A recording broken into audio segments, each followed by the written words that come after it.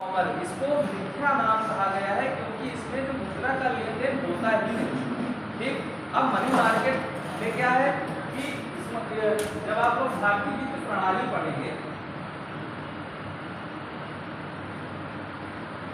Indian financial system, ठीक, Indian financial system में क्या होता है, दो मार्केट पाए जाते हैं। एक होता है मुद्रा बाजार, दूसरा क्या है, पूंजी बाजार। तो आज हम लोगों को क्या पढ़ना है, मुद्रा बाजार।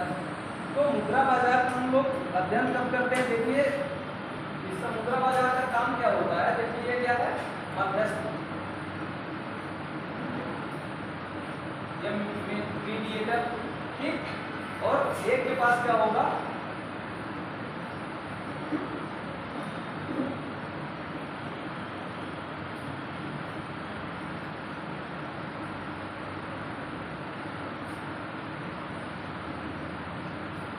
फाइनेंशियल सिस्टम होता है, भारतीय वित्त प्रणाली है, किसी भी देश की जो वित्त व्यवस्था होती है उसका काम क्या होता है, एक मध्यस्थता का, एक मीडिएटर का काम करता है। ठीक, उसका काम क्या होता है, जहां बचत की अधिकता होती है, सामान्यतः ये माना जाता है कि जहां घरेलू क्षेत्र जो होता है वहां क्या होता है, बचत की अधिकता होती है, और जहां क्या होता है, दूसरा कौन सा क्षेत्र है, गवर्नमेंट सेक्टर या सरकारी क्षेत्र, वहां पर क्या होता है, बचत की कमी होती है। तो जहां बचत की अधिकता होती है, ये जो मतलब मुद्रा बाजार या पूंजी बाजार, इनका काम क्या होता है, जो फाइनेंशियल सिस्टम उसका क्या क्या होता है, मीडिएटर का काम करता है।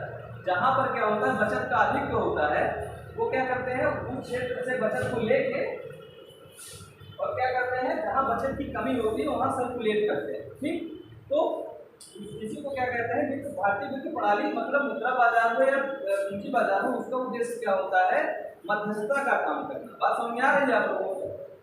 जहां बचत की अधिकता होगी उस क्षेत्र से बचत को निकाल के, जैसे आप लोग क्या करते हैं, जब आप लोगों के पास पैसा इकट्ठा होता है आप लोग क्या करते हैं, उसको बैंक में जमा कर देते हैं, या एनबीएफसी कहीं शेयर मार्केट में लगाते हैं, या फिर आप क्या करते हैं, पोस्ट ऑफिस में, कहीं डाक सेवाओं में, कहीं भी जाके जमा करते हैं। ठीक, तो आप लोग क्या कर रहे हैं, बचत है आपके पास तो आप लोग जमा कर रहे हैं। जो जहां पर आप लोग बचत जमा कर रहे हैं वो क्या करते हैं, सिर्फ अपने पास ही तो नहीं रखेंगे, वो क्या करते हैं, दूसरे के पास जिसको कमी होती है, जिसको जरूरत होती है, उसको क्या करते हैं, रिपेमेंट करते हैं, लोन उसको देते हैं। ठीक, तो मतलब क्या है कि जो मुद्रा बाजार है या पूंजी बाजार है, भारतीय वित्त प्रणाली है, इसके अंतर्गत दो फंक्शन काम करते हैं, मनी मार्केट और पूंजी कैपिटल मार्केट। ठीक, तो इन दोनों का जब अध्ययन किया जाता है तो इनका काम क्या है, मध्यस्थता का काम करना है। इतना समझ में आ गया आप लोगों को। अब मनी मार्केट में क्या है, मनी मार्केट में तीन चीजें आती हैं।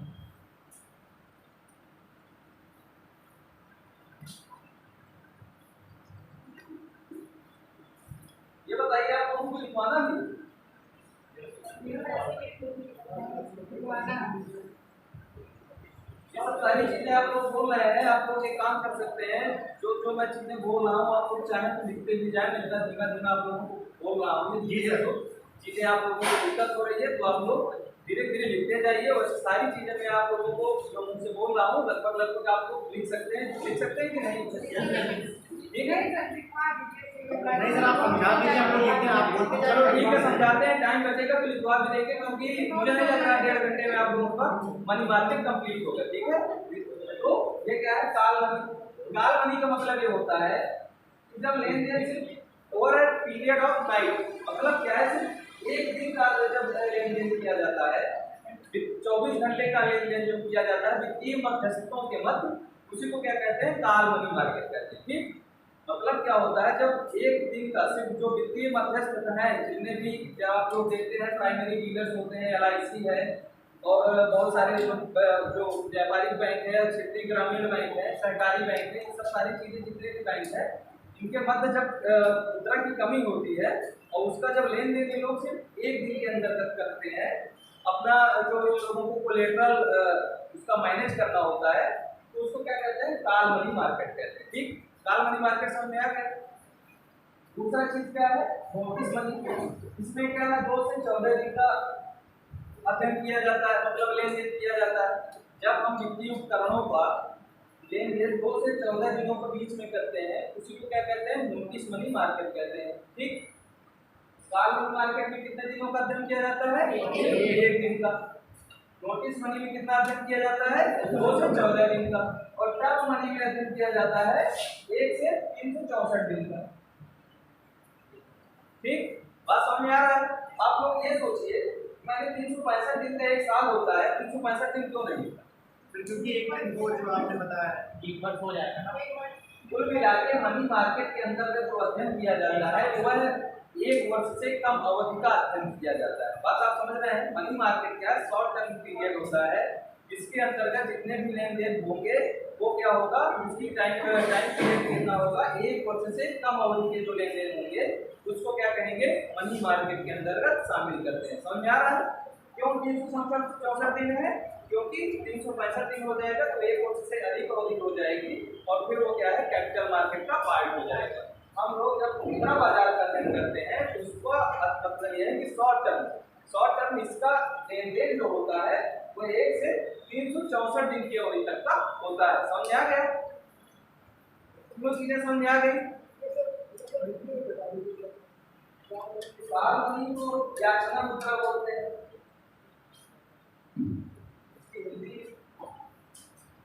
काल याचना मुद्रा बोलते हैं।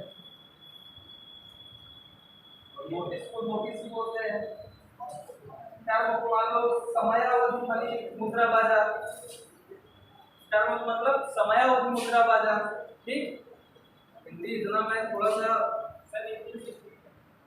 आप लोग थोड़ा सा कोशिश करिए कि जब एग्जाम आगे पूछ सकता है तो मुझे नहीं लग रहा कि इसकी यदि हिंदी याचना की जगह मान मुद्रा लिखेगा तो आप लोग कंफ्यूज हो जाएंगे कि आप लोग पढ़ाए नहीं गए।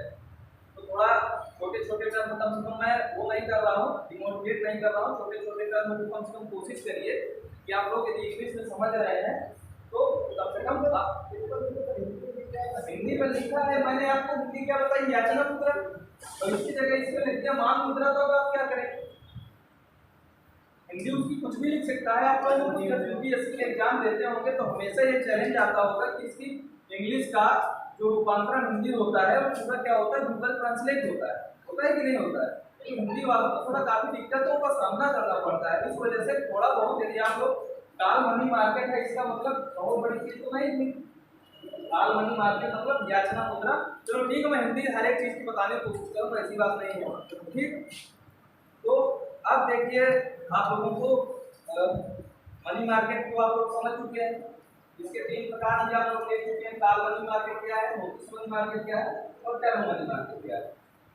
मतलब ये है कि मुद्रा बाजार के अंतर्गत क्या होगा, 364 दिन के वित्तीय मतलब क्या होगा, वित्तीय मध्यस्थों का या वित्तीय उपकरणों का क्या होगा, लेन देन होगा। अब आप लोगों को मैंने एक शब्द बोला था, money market is called as misnomer, माने मनी मार्केट मुद्रा बाजार है वह क्या है, एक मिथ्या नाम है। ऐसा क्यों मैंने कहा, क्योंकि इसमें जो मुद्रा का लेन देन क्या होता है, मुद्रा के उपकरणों का लेन देन होता है। जो मौद्रिक उपकरण मैं आप लोगों को अभी बताऊंगा कि मौद्रिक उपकरण कितने कितने हैं, क्वेश्चन कहाँ से पुट अप होते हैं और कैसे क्वेश्चन पूछे जाते हैं। ठीक, क्योंकि सिर्फ जान लेना उतना इम्पोर्टेंट नहीं है जितना आप लोगों को ये इम्पोर्टेंट है कि क्वेश्चन कहाँ से आए और हम लोगों को कैसे उसको करना है। ठीक, तो अभी आप लोग देखिए उपकरण इसमें क्या होगा, ट्रेजरी बिल का नाम सुना है आपको? ट्रेजरी, अब इसकी ही ट्रेजरी बिल होती है। ठीक है, ट्रेजरी बिल का नाम सुने? ट्रेजरी बिल हो गया। फिर इसके बाद ट्रेजरी बिल के बाद कमर्शियल बिल ऑफ एक्सचेंज जिसे कहते हैं, व्यापारिक विनिमय विपत्र,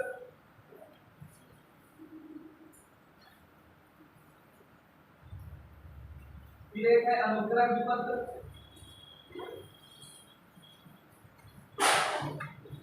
बिल ऑफ कमोडिटी।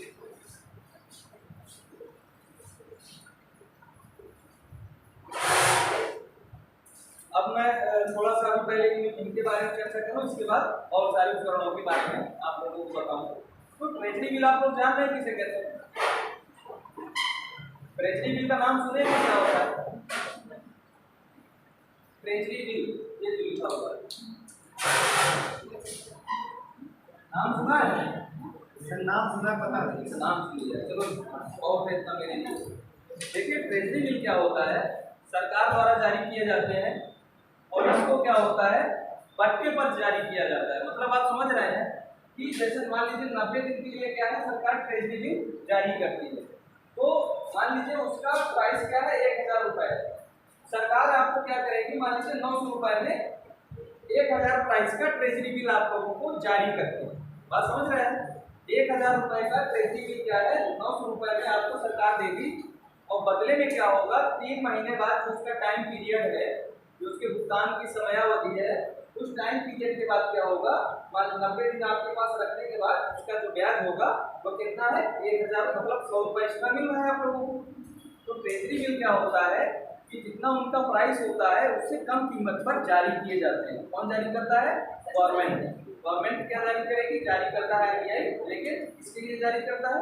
सरकार के लिए जारी करता है। ठीक, तो मतलब क्या है, ट्रेजरी बिल क्या है कि जितनी उसकी मूल्य रहता है उस मूल्य से कम अवधि पर क्या होता है, सरकार क्या करती है, ट्रेजरी बिल जारी करती है और कुछ समयावधि तक रखने की बदौलत मतलब वजह से आप लोगों को क्या होता है, उसमें इंटरेस्ट प्राप्त होता है। ठीक, ट्रेजरी बिल की सबसे बड़ी खासियत ये है कि उसमें पहले से ही उसका रेट ऑफ इंटरेस्ट और जो रिटर्न की जो दर है वो पहले से लिखी होती है। आप लोगों को 1000 का भी ट्रेजरी बिल है तो आप लोगों को मान लीजिए 900 रुपए में जारी किया गया है, तो 3 महीने बाद आपको क्या होगा, 1000 रुपए मिलेगा। समझ में आ गया ट्रेजरी बिल क्या है? सर हम लोगों का क्या संबंध है? हम लोगों का इससे क्या संबंध है? तुम लोगों का संबंध नहीं है, लेकिन जो मनी मार्केट इंस्ट्रूमेंट में पढ़ा रहा हूँ उसका संबंध इससे आएगा ना। मैं अभी आप लोगों को कैसे इकोनॉमी में ट्रेजरी बिल के द्वारा इफेक्ट पड़ेगा वो अभी बाद में आप लोगों को बताऊंगा। मैं अभी खाली आप लोगों को ये बता रहा हूँ ट्रेजरी बिल है क्या। आप भी ट्रेजरी बिल मान लीजिए लेने जाते हैं, सपोज आपको मार्केट में ट्रेजरी बिल बिक रहा है, 1000 रुपए की चीज है, आपको 900 रुपए में मिल रही है, 3 महीने बाद आपको 1000 रुपए मिल जाएंगे। ये विश्वास है क्योंकि सरकार ने जारी किया है और सरकार के ऊपर सबसे ज्यादा विश्वास किया जाता है। तो 1000 की चीज यदि आपको 900 रुपए में 3 महीने बाद 1000 रुपए मिलेगा तो आप उसको ले सकते हैं कि नहीं ले सकते? तो ट्रेजरी बिल क्यों जारी किया जाता है? अधिक से अधिक मुद्रा को लेने के लिए। इसीलिए मैंने कहा मिसनॉमर, मतलब यहाँ मिथ्या नाम है। जारी क्या हो रहा है? Treasury bill. लेन देन मुद्रा का हो रहा है क्या? आभासी। तो आप लोग शेयर देखते होंगे, डिबेंचर देखते होंगे, जैसे क्या करती कंपनी, क्या करती है, शेयर जारी करती है या डिबेंचर जारी करती है। तो उसमें क्या है, एक पत्र रहता है, एक पेपर रहता है और उसके बदले आपको क्या होता है कि पे करना होता है। उसी तरह सरकार को जब पैसे की उगाही करना होता है या पैसे की जरूरत होती है तो सरकार क्या करती है, ट्रेजरी बिल जारी करती है। समझ आ गया? अब ट्रेजरी बिल 3 प्रकार के होते हैं। ऑन टैप बिल,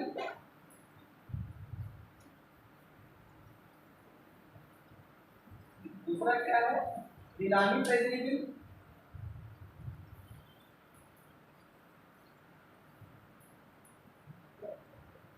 और तीसरा क्या है, एडहॉक ट्रेजरी बिल।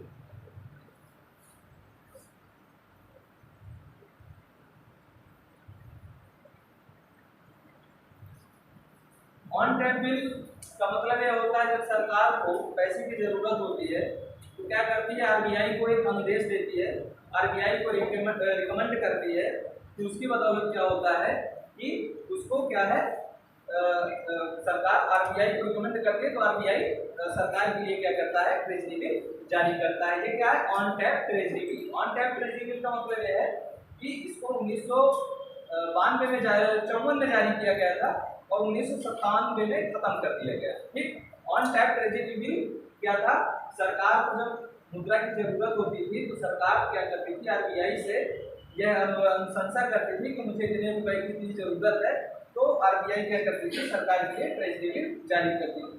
ठीक, दूसरा क्या है, नीलामी ट्रेजरी बिल। मैं बताऊंगा क्यों बंद कर दिया गया, उसकी जगह पर दूसरा चीज आया, पे एंड मीट एडवांसेस का नाम आप लोगों ने सुना है?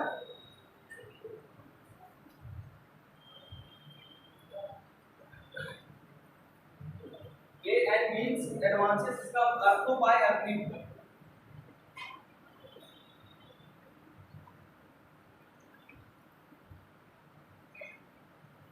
नाम सुना है इसका? आपको पाया की सुविधा है, जो मनी मार्केट आपको बिल्कुल चैप्टर दे दिया गया है, तो आप लोग पहली बात तो इकोनॉमिक्स से इतना भागते हैं और इकोनॉमिक्स में भी इकोनॉमिक्स से नहीं काटते हैं सर, मतलब पहले जो सर पढ़ाते थे सर, फिर वो टोटल बाउंड कर जाता था। सर आप पढ़ा रहे हैं सर, कभी नहीं इतना पढ़ी, लेकिन ऑनलाइन क्लास चल रही, ठीक है, शांत रहो। हमसे सीनियर टीचर है वो, हमसे ज़्यादा योग्यता है, हमसे सारी चीज़ में मुझे ज़्यादा जानकारी है, ठीक है। इसलिए हर एक टीचर को पढ़ाने का अपना अपना तरीका होता है। ये क्या है, नीलामी ट्रेजरी बिल। तो नीलामी ट्रेजरी बिल वह ट्रेजरी बिल होता था जो बाजार में जब इंटरेस्ट रेट फ्लक्चुएशन होती थी, आप लोग बाजार में देखते हैं ना, रेपो रेट आता है, रिवर्स रेपो रेट आता है, मैं आपको बताऊंगा क्या सब सारी चीजें हैं। तो मतलब क्या है, जब बाजार में फ्लक्चुएशन होते हैं तो मार्केट रेट में क्या होता है, रेट ऑफ इंटरेस्ट कभी आप लोग देखते होंगे ज्यादा हो गए, कभी आप लोग देखते होंगे कम हो गई। तो जो नीलामी ट्रेजरी बिल थे ये क्या होते थे, बाजार में जो इंटरेस्ट रेट रहती थी उसके अकॉर्डिंग रेगुलेट होते थे, ठीक है। मतलब समझ में आ रहा है। जो नीलामी ट्रेजरी बिल है वो बाजार में जो ब्याज दर निर्धारित होती थी उसी के आधार पर लेन देन इनका होता था, किसके मध्य, सरकार के और आरबीआई के मध्य, ठीक। नीलामी ट्रेजरी बिल समझ में आ गया। इसका निर्धारण क्या होता था, बाजार दर, जो बाजार में ब्याज दर होती थी उसके आधार पर क्या होता था, इसका लेन देन निर्धारित होता था। तीसरी चीज क्या है, एडहॉक ट्रेजरी बिल, इसको भी 1997 में खत्म कर दिया गया है, ठीक है।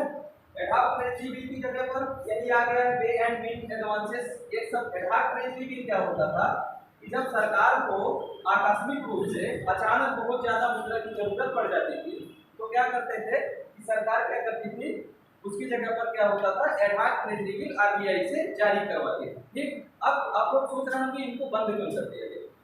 बंद इसलिए कर दिया गया है कि जब एडहॉक ट्रेजरी बिल बहुत ज्यादा सरकार जारी कराता था तो इसके कारण क्या होता था, इन्फ्लेशन बढ़ जाता था, मुद्रा का बहुत ज्यादा विस्तार हो जाता था, ठीक है। तो इसके कारण क्या होता था, इन्फ्लेशन क्या, आप लोग जब इन्फ्लेशन कभी पढ़ाऊंगा तो उसके बारे में बताऊंगा आप लोगों को, उसकी बैड इफेक्ट क्या क्या है, कैसे इन्फ्लेशन बढ़ना इकोनॉमी के लिए हानिकारक है, और इन्फ्लेशन ना हो तो इकोनॉमी चल ही नहीं सकती, ठीक है।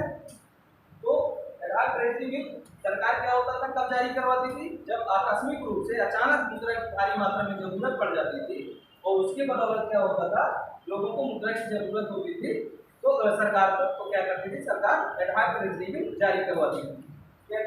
पे एंड मीन्स एडवांसेस क्या है, 1 अप्रैल को इसको 1 अप्रैल 1997 को जारी किया गया। इसका भी काम क्या होता है, सरकार द्वारा, सरकार का एक क्या होता है, अकाउंट होता है आरबीआई में, और उस अकाउंट में रेपो रेट के बराबर क्या होता है, सरकार क्या कर सकती है, रेपो रेट होता है, रेपो रेट की दर पर, मैं आप लोगों को भी बताऊंगा रेपो रेट क्या है। तो जो रेपो रेट की दर है उस आधार पर क्या होता है, सरकार को इससे लोन मिल जाता है। इसमें क्या है, स्टेट गवर्नमेंट भी और सेंट्रल गवर्नमेंट भी दोनों इसमें लोन प्राप्त कर सकते हैं। बात समझ आ रहा है आप लोगों को।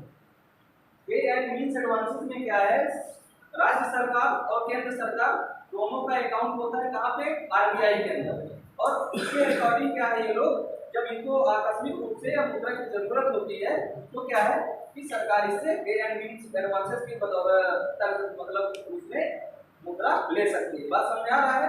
पे एंड मीन्स एडवांसेस 1997 से नया प्रचलन आया, और ये जो ट्रेजरी बिल जारी किए जाते थे इस पे क्या होता था, इन्फ्लेशन या फिर इसका रेगुलेशन बहुत ही मतलब कठिन होता था, जिसका मतलब सिस्टम कोई सिस्टमैटिक इसका ढंग नहीं था। इसके कारण क्या हुआ, इसको बंद करना पड़ा और इसकी जगह पर ये आ गया, ठीक है। पे एंड मीन्स एडवांसेस क्या है कि सरकार के जितने अकाउंट होते थे और अकाउंट, उस अकाउंट से अपना सरकार क्या कर सकती है, लोन ले सकती है 1 वर्ष के अंदर, और क्या होता है, रेपो रेट, और लोन किस रेट पर होगा, रेपो रेट पर, ठीक है। या लोगों से क्वेश्चन पूछा जा सकता है कि पे एंड मीन्स एडवांसेस, पहला क्वेश्चन है इसका कब आया है, आप लोग बहुत सारे बच्चे एग्जाम देंगे तो कब आया ये, 1 अप्रैल 1997, ठीक। दूसरा क्वेश्चन क्या है, इसके आधार पर राज्य सरकार और केंद्र सरकार दोनों को लोन मिल सकता है कि खाली एक को मिलता है, ऑप्शन दे रहेंगे, दोनों को मिलता है। तीसरा क्वेश्चन क्या है कि पे एंड मीन्स एडवांसेस के अंतर्गत क्या होता है, सरकार को किस दर पर लोन मिलता है, तो रेपो रेट के आधार पर उसको लोन मिलता है, ठीक।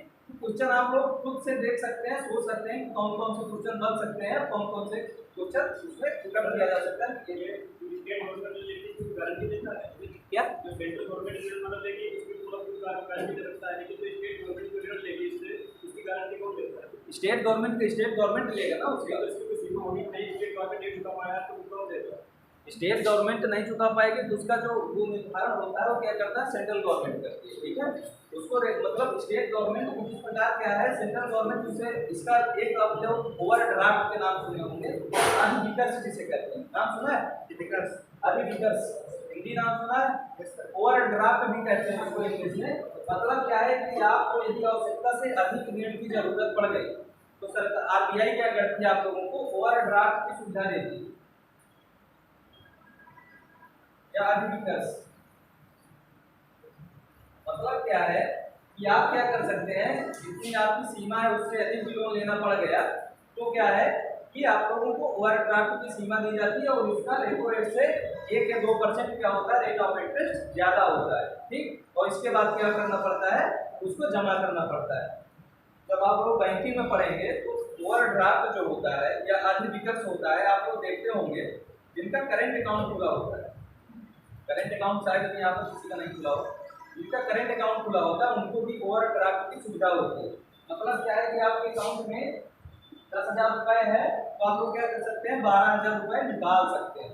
ये जो 2,000 रुपए क्या है, ओवरड्राफ्ट है। मतलब क्या है, अधिविकर्ष, यानी कि आपको अतिरिक्त सुविधा दी गई है, उसके बदले क्या देना होगा, आप लोगों को इंटरेस्ट पेमेंट करना पड़ेगा, ठीक। तो ट्रेजरी बिल आप लोगों को समझ में आया क्या, इसमें कोई दिक्कत तो नहीं है, ठीक।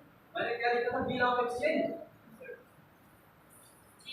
Bill of exchange, bill of exchange मतलब क्या है, विनिमय विपत्र। तो जब क्या होता है, कोई व्यापारी है, ठीक, जब मान लीजिए दो व्यक्ति आपस में व्यापार करते हैं, तो जब व्यापार है बैंक है, तो जो मान लीजिए व्यापारी है तो क्या करता है, एक कमर्शियल पेपर जारी करता है, बिल ऑफ एक्सचेंज यानी विनिमय विपत्र। मतलब ऐसा पत्र जिसको लेन देन जिसका किया जा सके, समझ आ रहा है। विनिमय विपत्र, विनिमय का मतलब ये होता है लेन देन।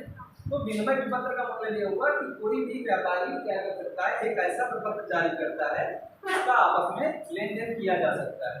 तो जब दो व्यक्तियों के मध्य या व्यापारी के मध्य या बैंकर्स के मध्य, बैंकों के मध्य आपस में जब लेन देन की क्रिया किया जाता है, विनिमय मतलब कि जो प्रपत्र है उसका लेन देन किया जाता है, उसको क्या कहते हैं, विनिमय विपत्र कहते हैं या बिल ऑफ एक्सचेंज कहते हैं, ठीक। इसका टाइम पीरियड क्या होता है, 1 से 90 दिन की होती है। बिल ऑफ एक्सचेंज में क्या होता है, जब हमको मुद्रा की जरूरत होती है तो हम लोग क्या करते हैं, एक पेपर मतलब अपना क्रेडिट होगी, एक गुडविल होगा, उसके आधार पर हम लोग क्या करेंगे, एक प्रपत्र जारी करेंगे और उस प्रपत्र जारी करने के बाद क्या होगा, दूसरे व्यक्ति को उसको बेच के उससे मुद्रा लिया जा सकता है और एक निश्चित समय अवधि के बाद उसका रेट ऑफ इंटरेस्ट जो भी होगा, जो उसकी शर्तें होंगी, उस शर्तों के आधार पर क्या होगा, एक निश्चित समय अवधि के बाद, जैसे क्या है 90 दिन के बाद हम क्या कर सकते हैं, उसको दे सकते हैं और उसके बदले अपना विपत्र ले सकते हैं। आप लोग देखे होंगे, हुंडी का नाम सुना है, हुंडी, हुंडियों का नाम सुना, वो हुंडी मटका वाली नहीं सर सुना है, नाम आप लोग सुने होंगे, अनुग्रह विपत्र। जी सर। अब अनुग्रह विपत्र में देखिए क्या होता है, दर्शनी हुंडी का नाम सुने होंगे, मुद्रती हुंडी, दो चीजें होंगी।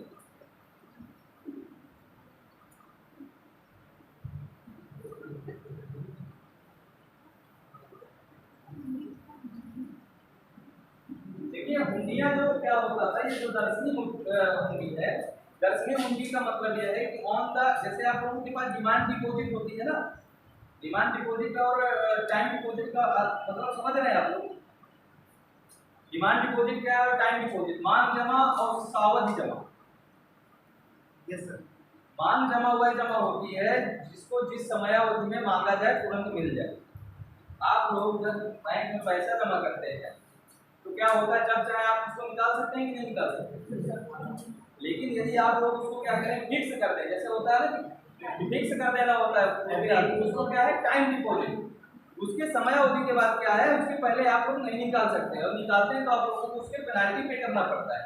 बात समझ आ रही है। तो जो डिमांड डिपॉजिट है, जो दर्शनी मंडी है, ये डिमांड डिपॉजिट के आधार पर जारी होती है, मतलब मांग जमा के आधार पर जारी होती है। जब चाहे आप क्या कर सकते थे कि बाजार में जाके, मतलब जब जो कोई जारी करता था जिस समय अवधि में जारी करे, और जब चाहे आप लोग उसका लेन देन कर सकते थे। तो ये क्या है, दर्शनी हुंडी।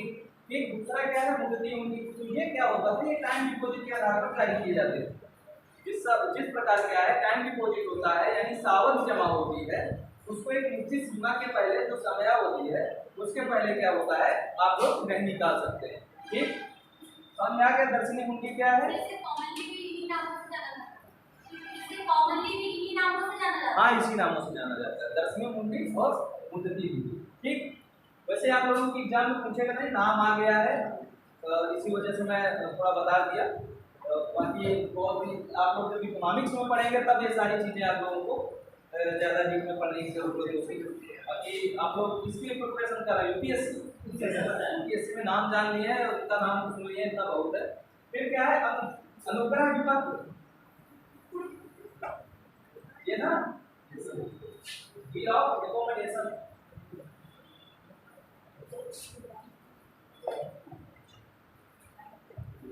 जब क्या होता है, जब दो व्यक्तियों के मध्य जो लेन देन होता है और बिना किसी प्रतिफल के, ये बताइए कोई भी लेन देन होता है तो क्या उसमें बिना किसी प्रतिफल के आप लोग लेन देन करते हैं? नहीं करते ना।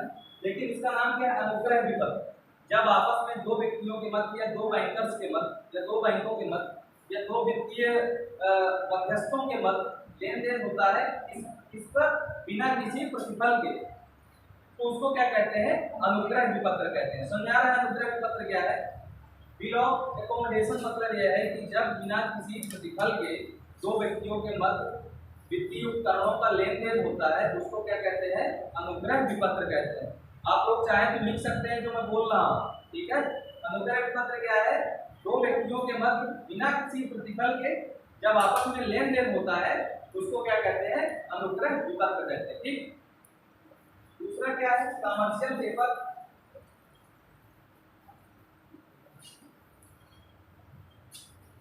कमर्शियल पेपर हिंदी क्या होगी? व्यापारिक पत्र।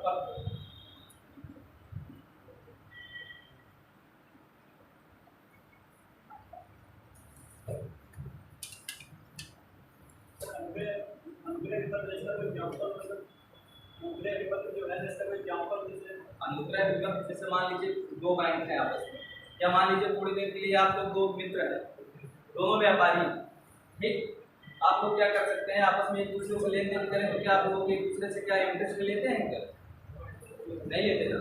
मान लीजिए दो व्यक्ति हैं आपस में व्यापार कर रहे हैं, बड़े उद्योगपति हैं, बड़े उद्योग घराने के हैं, तो मान लीजिए आपस में लोग लेन देन एक दूसरे से करते हैं, तो उसमें क्या होता है कि एक दूसरे के अनुग्रह करने का कि आज मुझे जरूरत पड़ गई है फाइनेंशियल की तो मुझे आप दे दीजिए, कल को हो सकता है आपको जरूरत पड़ जाए तो मैं आपको दे सकता हूँ। ठीक, कमर्शियल पेपर क्या है?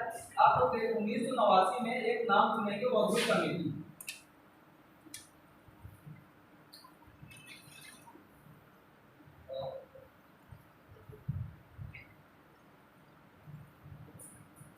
ये क्वेश्चन पूछा जा सकता है कि जो कमर्शियल पेपर थे वो किस समिति की अनुशंसा पर जारी किए गए थे। ठीक, तो ये क्या है? वॉगुल कमेटी।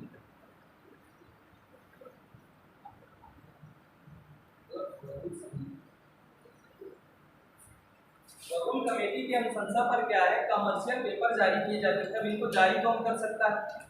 उसका ये है कि जिसके पास नेटवर्थ कितनी है? 4 करोड़ रुपए है। नेटवर्थ का मतलब क्या है? जिसके पास निबल संपत्ति जो है वो 4 करोड़ रुपए है, वो क्या कर सकता है? कमर्शियल पेपर जारी कर सकता है। कोई भी वित्तीय जो बाजार है, वित्तीय बाजार का कोई भी इंस्ट्रूमेंट मतलब संस्था है, उसके पास क्या है? नेटवर्थ यदि उसके पास 4 करोड़ रुपए है, वह क्या कर सकता है? कमर्शियल पेपर को जारी कर सकता है। और ये जारी कितने में होगा? कम से कम एक कमर्शियल पेपर कितने का होगा? 5 लाख रुपए का होगा, या इसी के गुणक में। इसी के गुणक का मतलब आप समझ रहे हैं? मतलब 5 लाख का ये कमर्शियल पेपर है तो दूसरा कमर्शियल पेपर जारी होगा तो ऐसा नहीं है कि उसकी दाम क्या हो 3 लाख रुपए, वो क्या होगा? दूसरे कमर्शियल पेपर का दाम क्या होगा? 10 लाख रुपए होगा, तीसरे का क्या होगा? 15 लाख होगा, चौथे का क्या होगा? 20 लाख होगा। मतलब क्या है? कमर्शियल पेपर क्या है कि जिस ऐसा मतलब वित्तीय संस्थान जिसकी नेटवर्थ कितनी है? 4 करोड़ रुपए है, और वो इसको क्या कर सकता है? जारी कर सकता है। कब जारी? कौन जारी करने की अनुशंसा की? वॉगुल कमेटी। वॉगुल कमेटी ने अनुशंसा की कि जिसके पास क्या है? नेट कम से कम वर्थ 4 करोड़ रुपए है, वह जब वित्तीय उपकरणों को उसको कमी महसूस हो तो वह क्या कर सकता है? कि मुद्रा का लेन देन के लिए इसको जारी कर सकता है। कितने मुद्रा में जारी करेगा? कम से कम 5 लाख के। ठीक, कमर्शियल पेपर आप लोगों को समझ में आ गया। अब एक चीज क्या है, कमर्शियल पेपर के बाद आप लोग डिमांड डिपॉजिट का नाम सुना है। सिर्फ पूरी सर्विस में दे सकते हैं। 4 करोड़ का है, 4 करोड़ पूरे से 5 लाख नहीं, मतलब संपत्ति की मैंने बात की।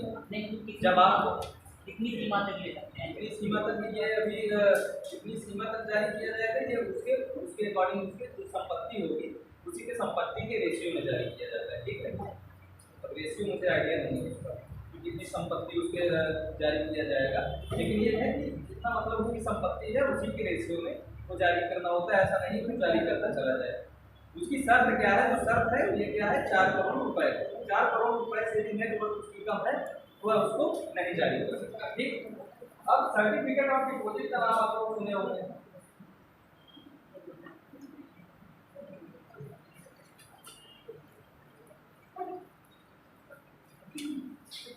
सर्टिफिकेट ऑफ डिपॉजिट मतलब क्या है कि जब कोई व्यक्ति भारी मात्रा में मुद्रा किसी के यहाँ जमा करता है तो उसके बदले उसको कुछ ना कुछ एक प्रमाण पत्र मिलता है कि नहीं?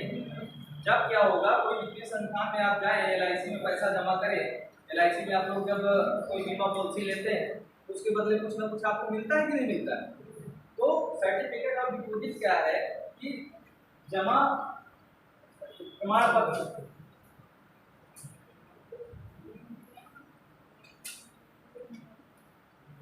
जमा प्रमाण पत्र मतलब ये है कि जब किसी को व्यक्ति कोई पैसा जमा करता है उसके बदले जो उसको एक प्रपत्र मिलता है उसी को क्या कहते हैं? सर्टिफिकेट ऑफ डिपॉजिट कहते हैं, मतलब जमा प्रमाण पत्र। ठीक, समझ में आ गया? जमा प्रमाण पत्र क्या है कि जब आप मुद्रा जमा करते हैं उसके बदले जब हमको कुछ एक प्रपत्र मिलता है उसी को क्या कहते हैं? जमा प्रमाण पत्र कहते हैं। ठीक, समझ में आ गया बात? सर्टिफिकेट ऑफ डिपॉजिट क्या है? मुद्रा जब आप लोग लाख 2 लाख 10 लाख रुपए कहीं जमा करते हैं उसके बदले आपको जब कोई सर्टिफिकेट प्राप्त होता है उसी को क्या कहते हैं? सर्टिफिकेट ऑफ डिपॉजिट कहते हैं। ठीक, फिर एक क्या है?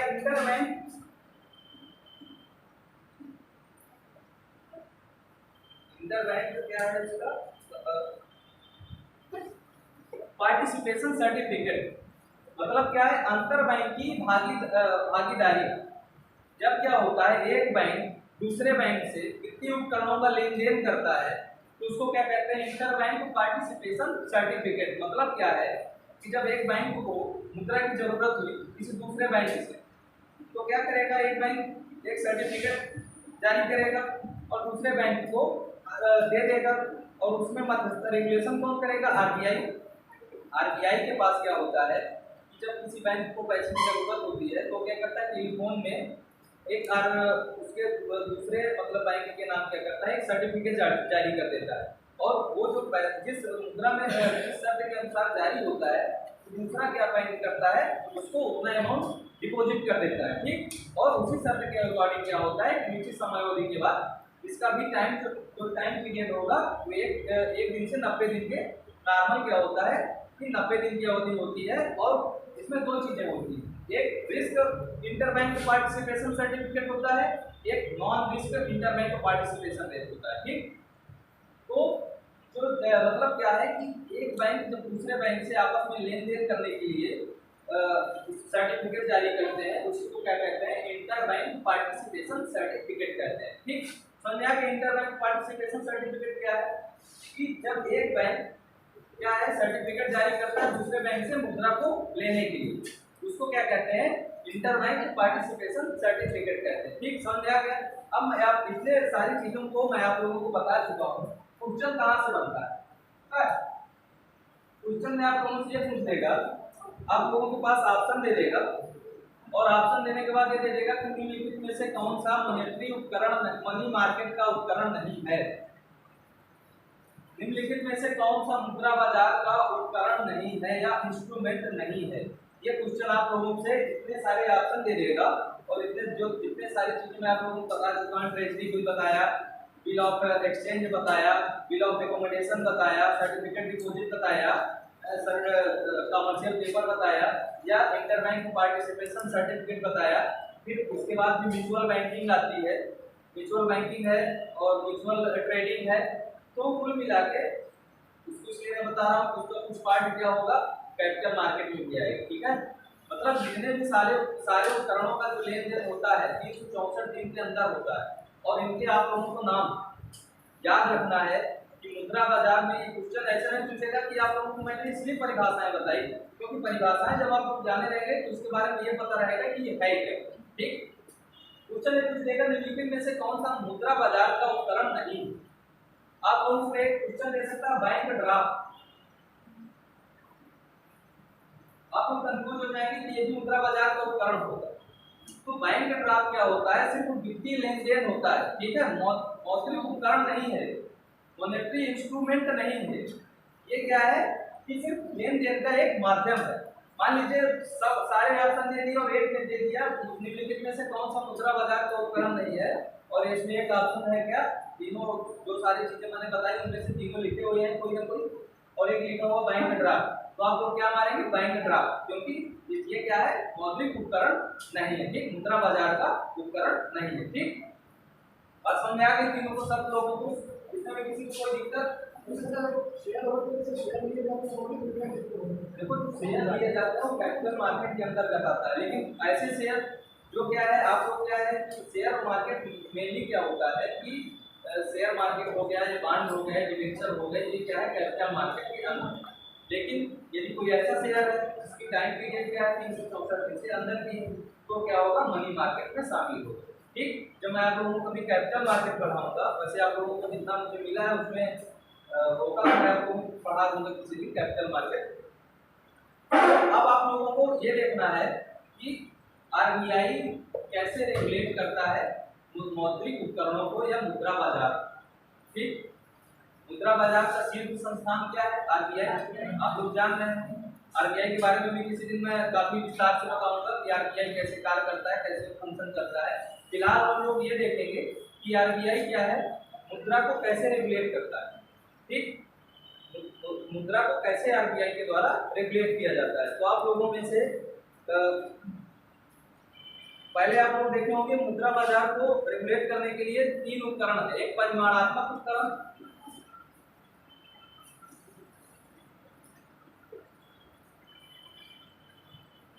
परिमाणात्मक उपकरण के अंदर क्या आएगा बैंक रेट, बैंक दर, ओपन मार्केट ऑपरेशन, खुले बाजार की क्रियाएं,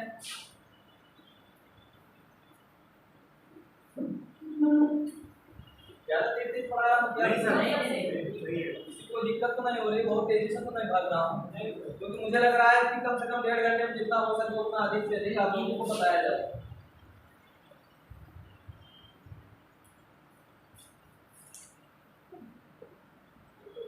अभी फिलहाल बैंक रेट तक सीमित रखते हैं, इसके बाद आप लोगों को बताऊंगा खुले बाजार की क्रियाएं क्या है। ठीक, परिमाणात्मक नियंत्रण अभी हम लोग आरबीआई का देख रहे हैं। आरबीआई के द्वारा क्या हो रहा है, परिमाणात्मक नियंत्रण किस प्रकार किया जाता है।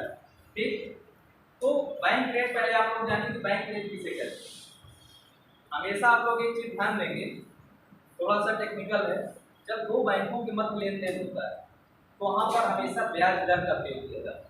ठीक, लेकिन जब व्यापारिक बैंक और केंद्रीय बैंक दो के मध्य प्रयोग लेन देन होगा तो कभी भी आप ब्याज दर का प्रयोग नहीं करेंगे, ओनली आप लोग रेट का प्रयोग करेंगे, दर का प्रयोग करेंगे। बात समझ आ रही?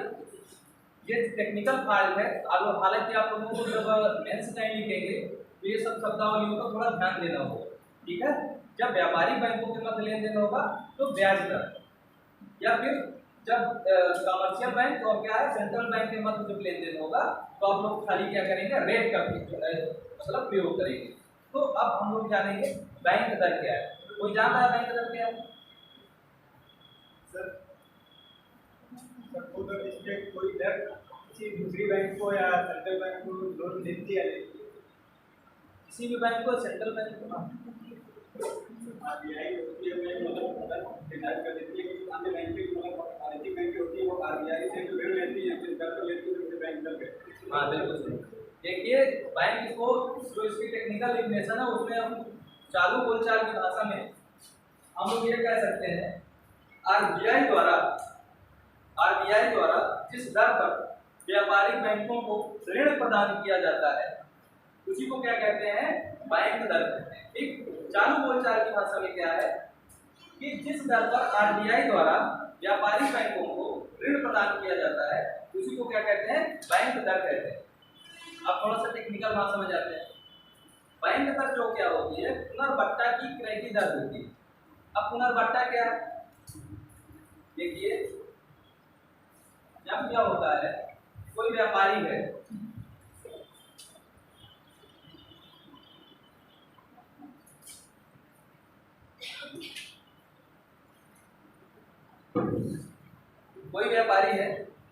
उसको क्या हुआ, पैसे की जरूरत। ठीक, जब उसको पैसे की जरूरत है तो क्या करेगा, व्यापारी बैंक के पास जाएगा और क्या करता है, वो एक सर्टिफिकेट जारी करता है। जैसे मैंने बहुत सारे सर्टिफिकेट का आप लोगों के सामने नाम लिया है। ठीक, जब वो सर्टिफिकेट जारी करता है तो उसके बदले में क्या होता है, व्यापारी, मान लीजिए वो सर्टिफिकेट की कीमत कितनी है, 100 रुपये। ठीक, अब उस सर्टिफिकेट की कीमत 100 रुपये है तो व्यापारिक बैंक होगा, कमर्शियल बैंक होगा, तो 100 रुपये तो देगा नहीं, नहीं देगा ना, ज्यादा ज्यादा 80 रुपये देगा। बदले में मतलब क्या किया कि ये क्या सिक्योरिटी है, ठीक, प्रतिभूति है। जब एक कोई सिक्योरिटी या प्रतिभूति क्या है कि कमर्शियल बैंक क्या कर रहा है, उसको लेके उसके बदले में उसको ऋण दे रहा है एक व्यापारी को। ठीक, एक व्यापारी को क्या कर रहा है, व्यापारी ने क्या किया, एक सर्टिफिकेट जारी किया, एक प्रमाण पत्र जारी किया और उसके बदले में क्या किया, व्यापारिक बैंक के पास जाके उसके बदले में जारी करने के बाद क्या किया कि ऋण ले लिया। ठीक, उसकी कीमत कितनी थी, 100 रुपये। 100 रुपये के बदले में उसने क्या किया, 80 रुपये का प्रतिभूति प्राप्त, मतलब ऋण प्राप्त किया। प्रतिभूति उसने कितने की जमा की, 100 रुपये। बैंक को कितना लाभ हुआ, व्यापारिक बैंक को 20 हुआ कि नहीं। अब मान लीजिए व्यापारिक बैंक के पास क्या है, पैसे की जरूरत पड़ी, व्यापारिक बैंक को पैसे की दूसरे व्यक्ति को देने की जरूरत पड़ सकती है, तो व्यापारिक बैंक क्या करेगा, इसी प्रतिभूति को लेके आरबीआई के पास चला जाएगा और आरबीआई से जिस दर पर ऋण प्राप्त करेगा उसी को क्या कहेंगे, बैंक दर कहेंगे। मैंने क्या कहा, पुनर्बट्टा की क्रय की दर जिस दर पर आधारित होती है उसी को क्या कहते हैं, बैंक दर कहते हैं। पुनर्बट्टा, एक बार पहले क्या बैंक ने क्या किया, बट्टा लगाया, 100 रुपए की चीज को 80 रुपए में दिया। इसके बाद क्या किया, बैंक को क्या, आरबीआई के पास गया तो आरबीआई उसको कितने रुपये में तो देगा नहीं, कुछ ना कुछ उससे इंटरेस्ट लेगा। तो पुनर्बट्टा मतलब एक बार बट्टा लग चुका था, फिर से उसके बाद उसका बट्टा लगा, मतलब एक बार को जितना दाम उससे कम मूल्य पर लिया, दूसरी बार फिर से जब आरबीआई के पास गया तो उसने फिर से उसकी कटौती की।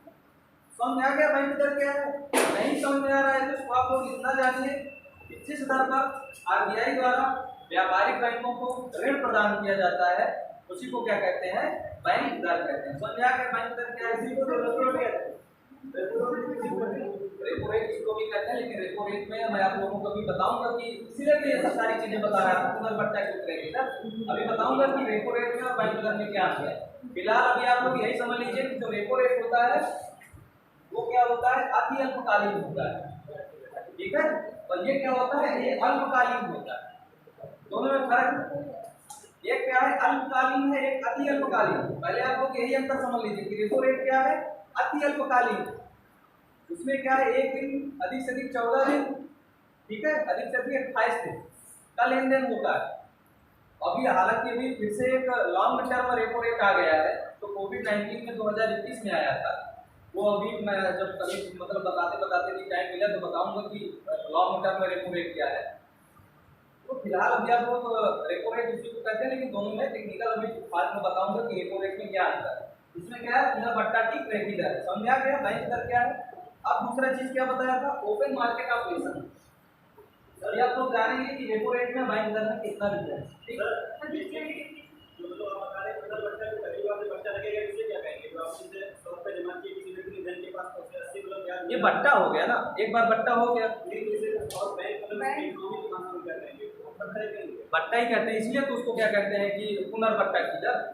पहले एक बार क्या, वो बट्टे की दर, पहले जब आप लोग ने क्या किया, व्यापारिक बैंक ने एक बार दिया तो वो क्या, बट्टे की दर, मतलब जब आप लोग किसी के पास जमा करते हैं, सेठ साहूकार के पास जब कोई जाता था जमा करता था तो एक वो बट्टा लगाता है कि नहीं, आप लोग जब बर्तन कभी लौटाने गए हैं किसी पर?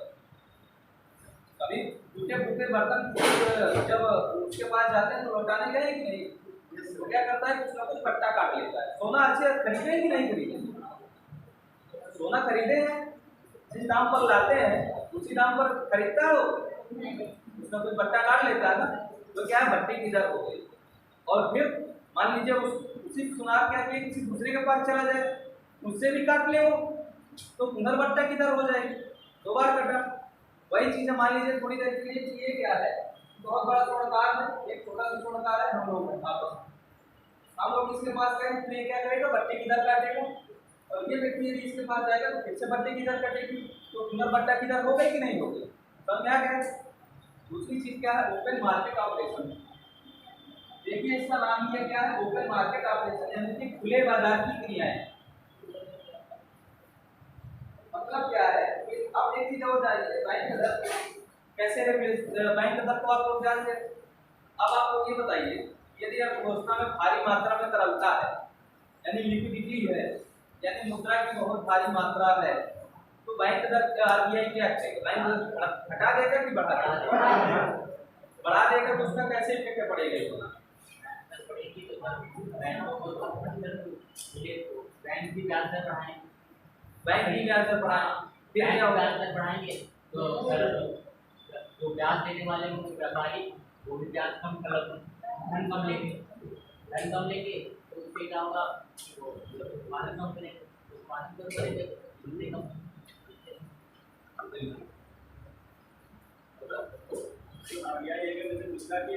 मार्केट में रुपया बहुत ज़्यादा है, तो आगे से ले लेके भी बैंक तक आती है, जिससे जो व्यापारिक बैंक हैं मतलब कम से कम ऋण ले पाएंगे। जब व्यापारिक बैंक कम से कम ऋण ले पाएंगे तो जो बैंक है बैंक के पास लेने जाएगा वो ज़्यादा ब्याज दर लगाएंगे, जिससे वो उनसे मतलब कम ऋण ले पाएंगे, तो व्यक्ति के पास पैसे की कमी आ जाएगी। इससे ये बताओ कि अभी आप लोग मैं थोड़ा सा आगे बताने की कोशिश कर रहा हूँ, थोड़ा आपको सिखाने की कोशिश कर रहा हूँ। मान लीजिए मैं व्यापारिक बैंक, आप लोग आरबीआई, ठीक, आप लोग क्या किए, बैंक का दर बढ़ा दिए, मेरे पास इतना पैसा रखा है, मुझे आपसे लेने की जरूरत ही नहीं है, तब क्या हो? आप लोगों ने बताया कि आप लोग ब्याज दर बढ़ा देंगे तो मैं कम मांगूंगा, यही आप लोगों ने बताया। अब मेरे पास इतना पैसा ऑलरेडी है तो मुझे आपसे लेने की जरूरत ही नहीं है, तब क्या हो? बैंक सरकार जो है घाटे का बजट पेश करेगी, घाटे का बजट पेश करेगी। आरबीआई वहाँ पे या बैंकों को क्या, जब बैंक लेना ही नहीं चाह रहा है, बैंक को जरूरत ही नहीं है, आप लोगों ने क्या किया, कहा कि बैंक अगर बढ़ जाएगी तो मैं व्यापारिक बैंकों के पास व्यापारिक बैंक कम लोन लेंगे, इसलिए कम दूसरों को देंगे। लेकिन मेरे पास ऑलरेडी इतना ज़्यादा है, या सपोज मान लीजिए थोड़ी देर के लिए इन्फ्लेशन इतना ज़्यादा बढ़ा हुआ है या प्रॉफिट इतना ज़्यादा बढ़ा हुआ है कि मान लीजिए आप आरबीआई ने क्या किया, 8% से 10% कर दिया, लेकिन जो इन्वेस्टर है वो इतना मतलब आसान्वित है या उतना उत्साहित है कि 10% मान लीजिए आरबीआई ने कह दिया, पहले 8% लेता था, 10% लेने लगे, ठीक। मैं व्यापारिक बैंक हूँ, मैं पहले 12% में देता था, आज मैं 14% में लेना शुरू कर दूँ, तब भी लोग उतनी ही मात्रा में लेने के लिए आ जाए, तब क्या होगा? क्यों नहीं आए? मान लीजिए रेट इसका क्या है, profit of expectation of profit मतलब काफी ज्यादा है, उसका लाभ की जो प्रत्याशाएं हैं उसकी काफी ज्यादा है। आप लोग ये बताइए, थोड़ी देर के लिए आपको अचानक 10-20 लाख की जरूरत पड़ जाए और अब 20 लाख रुपए की आपको मिल रहा है, 20 लाख से 2-4 महीने में आपको तुरंत 40 लाख रुपए मिल जाए, तो आप लोग क्या करेंगे? रेट ऑफ इंटरेस्ट चाहे जितना हो ये होगा, भाई दे दे, कुछ होगा कि नहीं होगा? तब इकोनॉमी में कैसे रेगुलेशन होगा? बिल्कुल सही। देखिए तब क्या आरबीआई क्या करता है, सीआरआर, आप लोग नाम सुने कि नहीं? एसएलआर। देखिए जब यही मैं आप लोगों को अंतर इसलिए पूछ रहा हूँ क्योंकि ये थोड़ा आप लोगों को इंटरेस्टिंग लगेगा और इसकी वजह से आप लोगों को चीजें भूलेंगे नहीं। जब सीआरआर एसएलआर जब आप लोगों को बताऊंगा, अभी बैंक ओपन मार्केट ऑपरेशन बताने के बाद बताऊंगा कि कैसे सीआरआर और एसएलआर बढ़ने से क्या होगा कि आरबीआई क्या कर सकती है, डायरेक्ट कंट्रोल कर सकती है। जो बैंक रेट है, ओपन मार्केट ऑपरेशन है, या रेपो रेट है, या रिवर्स रेपो रेट है, इनका इकोनॉमी में तभी प्रभाव पड़ता है कि जब व्यापारिक बैंक भारी मात्रा में क्या है सेंट्रल बैंक से लोन लिए रहते हैं तब। अब सामान्य जब व्यापारिक बैंक इनसे लोन ही नहीं लेगा या प्रॉफिट ऑफ एक्सपेक्टेशन काफी ज्यादा होगा इकोनॉमी में, तो आप चाहे जितना बढ़ा दीजिए मैं लेता जाऊंगा, जब मार्केट में लेने के लिए व्यक्ति तैयार है, खड़ा है, मैं यही शर्त को रखता हूँ, मान लीजिए बढ़ गई तब भी लोग उतने ही लेने के लिए तैयार है, तब क्या होगा? तब क्या करती है आरबीआई, क्या करती है, अभी आप लोग पढ़े गुणात्मक साख नियंत्रण के जो तरीके हैं, चयनात्मक साख नियंत्रण, क्वालिटेटिव जो चीजें क्रेडिट कंट्रोल पढ़ेंगे उसमें भी कुछ चीजें आएंगी, और फिर सरकार क्या करती है सीआरआर और एसएलआर बढ़ाती है। इसका डायरेक्ट प्रभाव क्या पड़ेगा? इन्फ्लेशन का मतलब इन्फ्लेशन को या लिक्विडिटी को कंट्रोल करने में होगा। ठीक, बैंक रेट हो गई, रेपो रेट हो गई, रिवर्स रेपो रेट हो गई, इनका प्रभाव तभी कम पड़ेगा जब क्या है व्यापारिक बैंक भारी मात्रा में आरबीआई से लेन देन करते हैं। ठीक, समझ में आ गया? ओपन मार्केट ऑपरेशन क्या है? ओपन मार्केट ऑपरेशन में क्या होता है कि सरकार की जो वित्तीय प्रतिभूतियां होती हैं, जो सरकार की वित्तीय उपकरण होती है, उनका लेन देन खुला होता है। खुला का मतलब ये है कि आप उसको लेने के लिए बाध्य हैं, नहीं लेने के लिए भी बाध्य। ठीक, मन है आपका तो आप लोग ले लीजिए, नहीं मन है आपका तो आप लोग न लीजिए। इसीलिए उसका नाम क्या है? Open market operation. आप लोगों से पूछा जा सकता है कि खुले बाजार की क्रियाओं के अंतर्गत किसका लेन देन होता है, तो आपको पहला ऑप्शन क्या है? सरकार की प्रतिभूतियों का लेन देन होता है। ठीक है, सरकार की प्रतिभूतियां हो गई जिसमें सोने चांदी या फिर और हीरे जवाहरात, जो भी सारी चीजें जितनी भी सरकार की प्रतिभूतियां हैं उनके मध्य जो लेन देन होता है उसको क्या कहते हैं? ओपन मार्केट ऑपरेशन कहते हैं। ठीक, अब देखिए इकोनॉमी में ओपन मार्केट ऑपरेशन के द्वारा कैसे रेगुलेशन होता है। ओपन मार्केट ऑपरेशन में ये बताइए, मान लीजिए आरबीआई क्या कर रहा है? प्रतिभूतियां खरीद रहा है, तो इसका लिक्विडिटी या इकोनॉमी में इन्फ्लेशन का क्या इफेक्ट पड़ेगा? बढ़ेगी, तरलता बढ़ेगी। प्रतिभूतियां खरीदने से तरलता क्या होगा? बढ़ेगी, तरलता बढ़ जाएगी। समझ में आ रहा है बात आपको?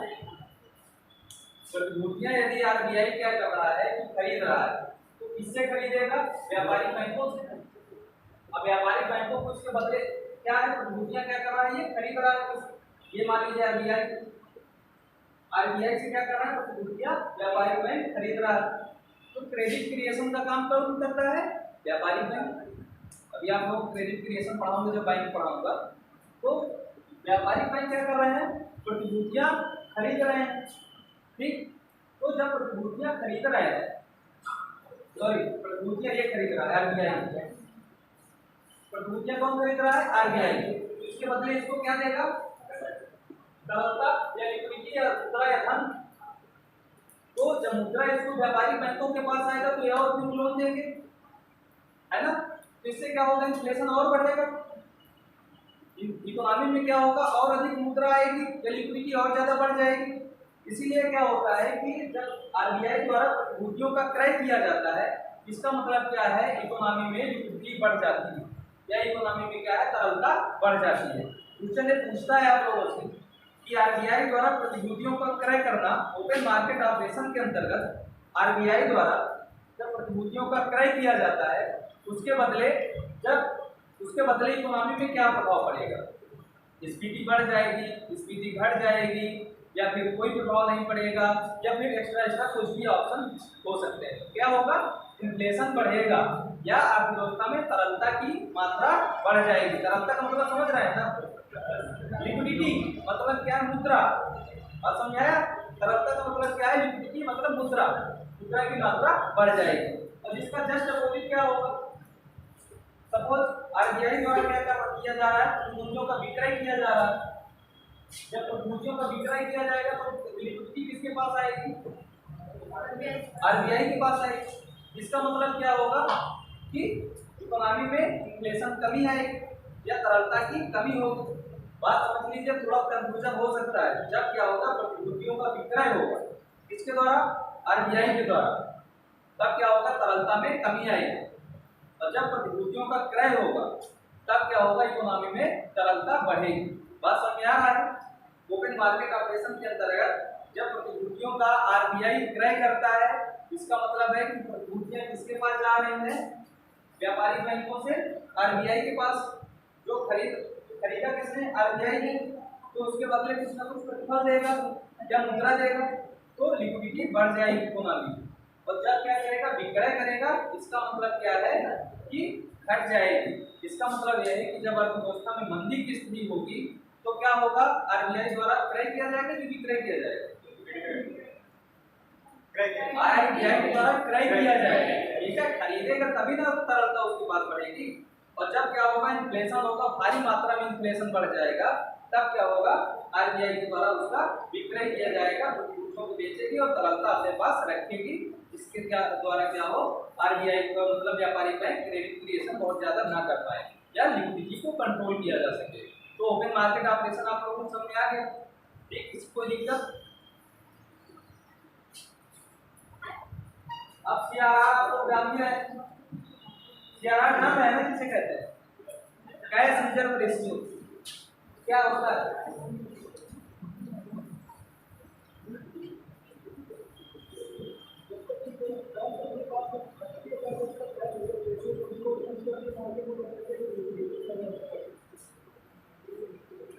नगद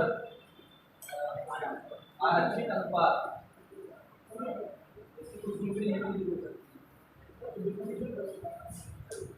आरबीआई है जो वाणिज्यिक बैंक को डिसाइड कर देती है कि आपको इतना कैश रखना होगा, इतना कैश रखना होगा कि आप जैसे अगर किसी को लोन दे रहे हैं तो इतना नहीं दे सकते। जैसे 100 रुपये अगर आरबीआई ने लिए वाणिज्यिक बैंक से, तो उसमें अगर 20% डिसाइड करते हैं कि आपको 20% सीआरआर रखना है, 80 रुपये लोन देते हैं, 20% को अपने आप रखने की कैश या सोने की वो किसके पास रहेगा? वाणिज्यिक बैंक बैड के बाद आरबीआई की देना। नहीं डिसाइड किया था ऐसा ना थोड़ा गलत हो गया। कैश रिजर्व रेशियो यह होता है, सबसे बड़ी बात यह है कि सरकार ने इसकी निचली सीमा और ऊपरी सीमा दोनों बंद कर दिया। इसकी निचली सीमा क्या है? 3% और ऊपरी सीमा क्या है? 15%, ठीक।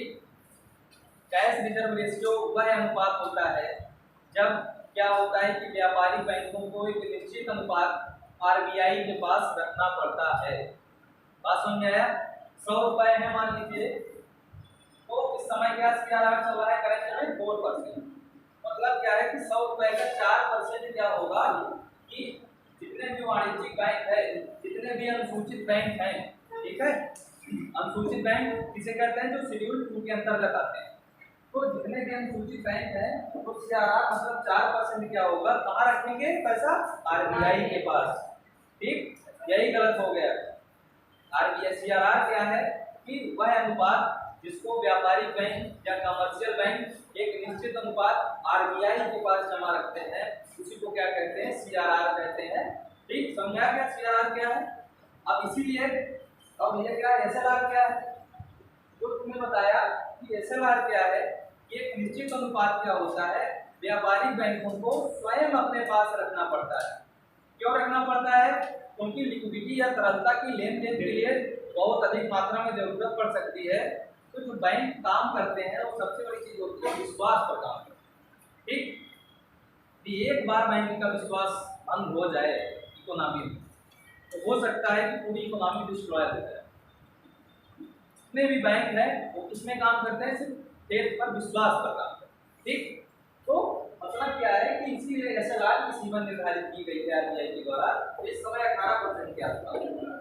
अभी आप लोगों को लिखा दे रहा हूँ कि कितना कितना इस समय रेट चल रहा है, हर 2-3 महीने में चेंज होता रहता है, इसलिए लिखवाना मैं ज्यादा उचित नहीं समझ रहा था। लेकिन अभी लेटेस्ट में 1 हफ्ते पहले नया रेट आया है मॉनेटरी पॉलिसी का, तो इसलिए चाहूंगा कि थोड़ा सा लिख लें आप लोग, ठीक।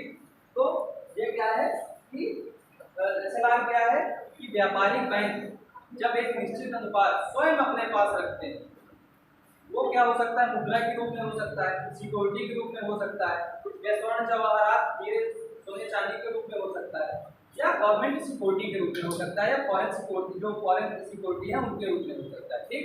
तो ये क्या है? एसएलआर समझ में आ गया। सीआरआर एसएलआर में दोनों में डिफरेंस क्या है? सीआरआर क्या होता है कि सेंट्रल बैंक के पास जमा होता है, और एसएलआर क्या होता है? कमर्शियल बैंक के पास जमा होता है, ठीक।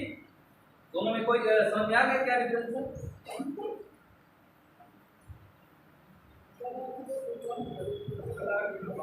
एसएलआर नहीं समझ आया? कौन सा? स्ट्रेचुरी लिक्विडिटी रेशियो, वैधानिक तरलता अनुपात।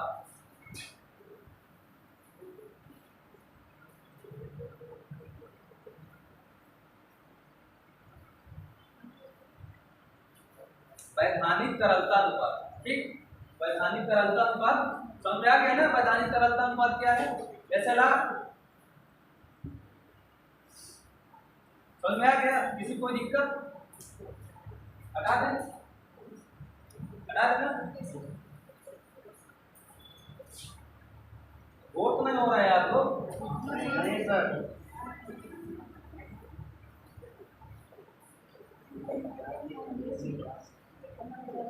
अब देखिए, ये अभी आप लोगों के पास मैंने क्या बताया, परिमाणात्मक नियंत्रण। RBI के द्वारा क्या है, मात्रात्मक या क्वांटिटेटिव या परिमाणात्मक, उसकी हिंदी क्या है, परिमाणात्मक जो होती है, मात्रात्मक जो होती है। ठीक, और दूसरा क्या है, मात्रात्मक, दोनों होती है। अब हम लोग क्या पढ़ेंगे कि तरलता का समायोजन किस प्रकार किया जाता है। दोनों एक ही चीजें हैं, थोड़ा उसमें अलग अलग चीजें मतलब कार्य करती हैं, अलग अलग फंक्शन है जो अलग अलग काम करते हैं। तो रेपो रेट का रिवर्स रेपो रेट,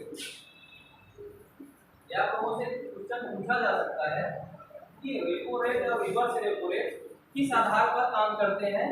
तो ये क्या है, लिक्विडिटी एडजस्टमेंट फैसिलिटी। ठीक, लिक्विडिटी एडजस्टमेंट फैसिलिटी क्या है कि LAF उसके अंतर्गत क्या है, RR और RRR मतलब रेपो रेट और रिवर्स रेपो रेट आते हैं। अभी हम लोग देखेंगे कि रेपो रेट क्या है, रिवर्स रेपो रेट क्या है। तो जैसे कि आपने भी बताया कि बैंक दर भी वही है, रेपो रेट भी वही है। मैंने कहा कि नहीं, थोड़ा सा अंतर, पहला अंतर मैंने यही बताया था कि वो क्या है, अल्पकालिक शॉर्ट टर्म है, और ये क्या है, अति अल्पकालिक। ठीक, रेपो रेट में क्या होता है कि जब प्रतिभूतियों का लेन देन होता है, मान लीजिए व्यापारिक बैंक है, तो इसमें सबसे बड़ी चीज ये होती है कि जो प्रतिभूतियां होती है, जो लेन देन किया जाता है, तो इस शर्त पर किया जाता है कि एक निश्चित समयावधि के बाद हम अपनी प्रतिभूति वापस खरीद लेंगे। बात समझ में आ रहा है? प्रतिभूतियों, मान लीजिए हमने क्या किया, व्यापारिक बैंक है ये, और ये क्या है, केंद्रीय बैंक। ठीक,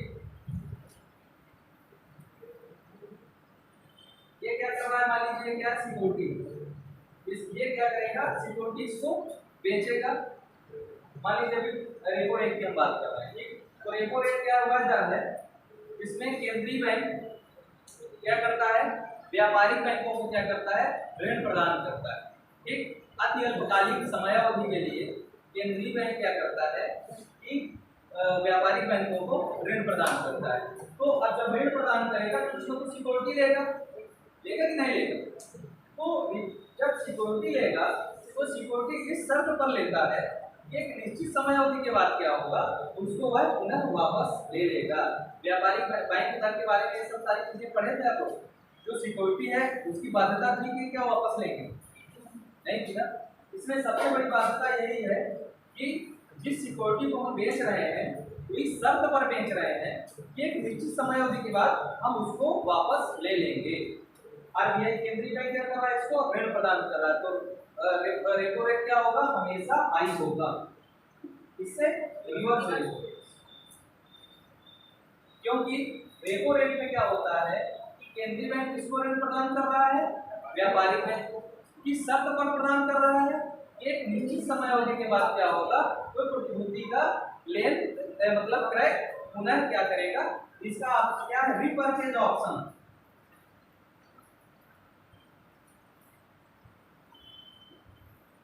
रिपर्चेज ऑप्शन यानी कि पुनर्क्रय होता है। जब आप लोग एक चीज को बेचते हैं तो फिर से वही प्रतिभूति आप क्या करेंगे, दोबारा खरीद लेंगे।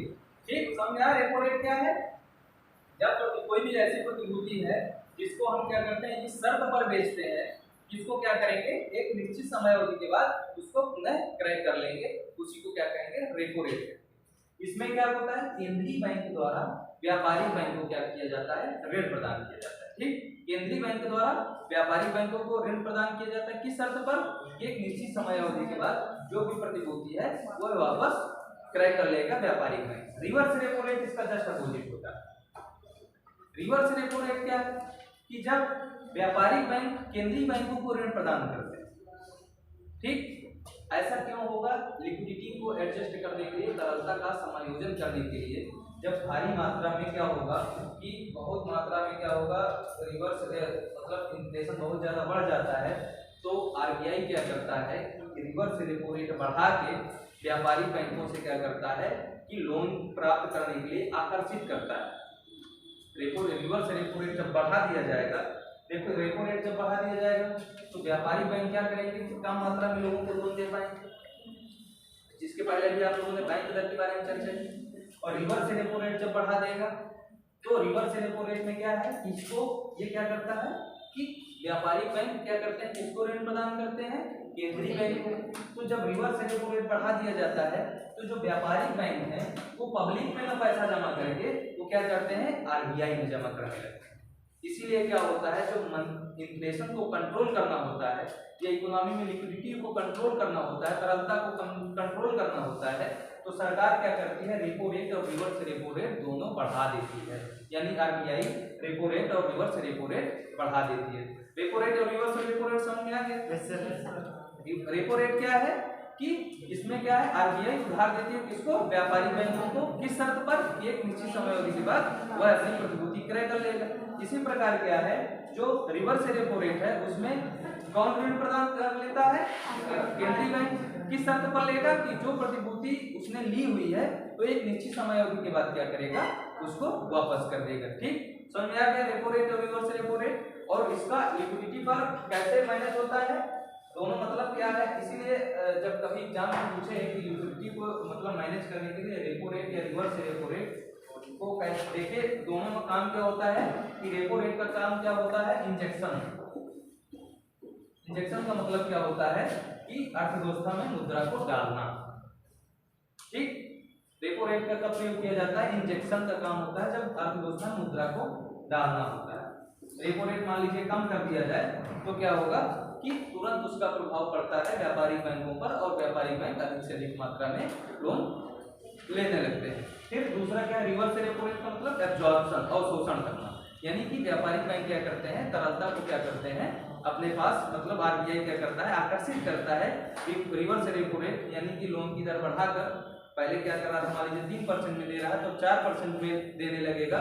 तो व्यापारिक बैंक क्या करते हैं कि ज्यादा अधिक सेफ होने की वजह से लोगों को ऋण ना देके वो क्या करेंगे, आरबीआई को जमा कर देते हैं। ठीक, उसके बदले ऋण लेते हैं। तो क्रेडिट कंट्रोल मतलब वो क्रेडिट कंट्रोल हो गया या शॉक नियंत्रण हो गया या इन्फ्लेशन के नियंत्रण हो गया, इनके लिए क्या होगा, रेपो रेट और रिवर्स रेपो रेट दोनों को क्या किया जाएगा, बढ़ाया जाएगा।